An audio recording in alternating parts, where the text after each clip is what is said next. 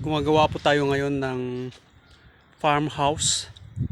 Ito pong ginamit ko ay isang makabagong pamamaraan kung paano mabilis, mura, at matibay na pagpapatayo ng bahay. Kahit po mag-isa lang kayo, kayang-kaya nyo itong itayo. So, bakit siya mura? Kasi sa ganitong paraan, ala na siyang beam, ala na siyang poste.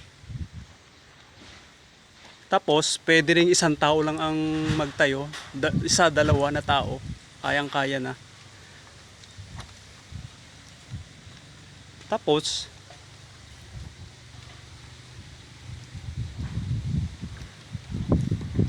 magaan pa siyang itayo.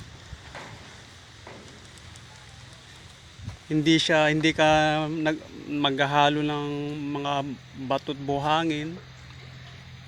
Palitada lang. Pagkatapos niya, palitada lang talaga. Kasi itong gitna ay styrofoam. Tapos, magkabila naman ay steel matting. Yan. Bakit po siya matibay? Kasi tingnan mo naman yung corner niya. Naka-hook siya. Ito.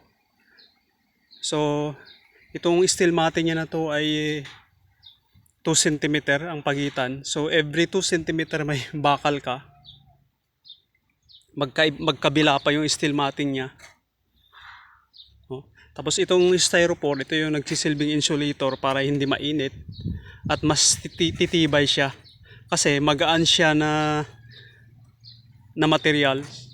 Kasi mintras gumagaan yung mga materials na gagamitin mo, mas tumitibay yung bahay kasi hindi nabibigatan masyado yung kanyang pundasyon.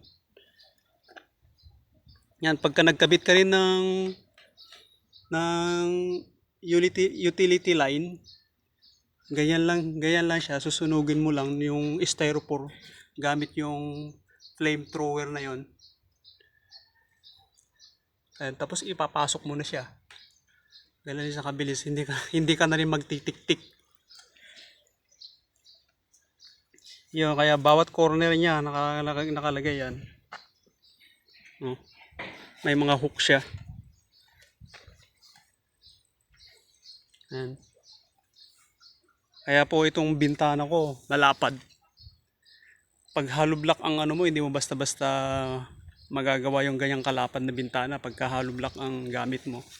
Pero dahil kasi matibay ito, pwedeng malapad yung bintana. Tipid sa ventilation.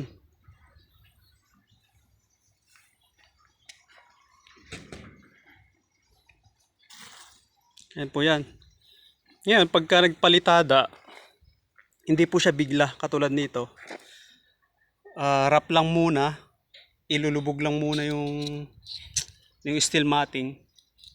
Tapos pagka tumigas na siya, saka siya papatungan ng finish.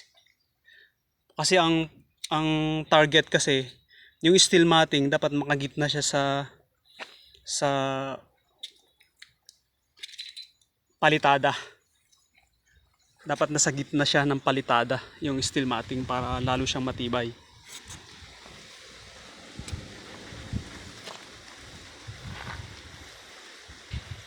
Ayan, kaya kung mapapansin nyo sa taas, wala na ring beam. So mag-isa lang po akong nagtatayo nito. Mabilis siya kasi para siyang per wall isinasalpak mo. Hindi katulad ng hollow block ang gamit na maghuhukay ka pa ng matibay na puting. Tapos pagkatapos nun, mag-aasinta ka ng isa-isa hollow block.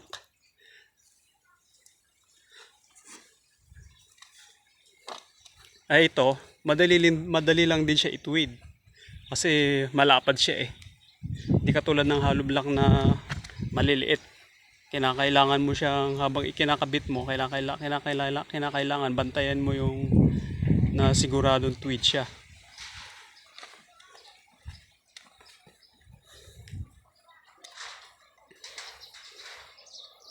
Ayan po yung kabuuan. Inunti-unti ko na siyang pinapalitadahan. Medyo nadidili lang ako sa materyales pero pag kompleto lahat ng materyales, mas mabilis pa siyang itayo.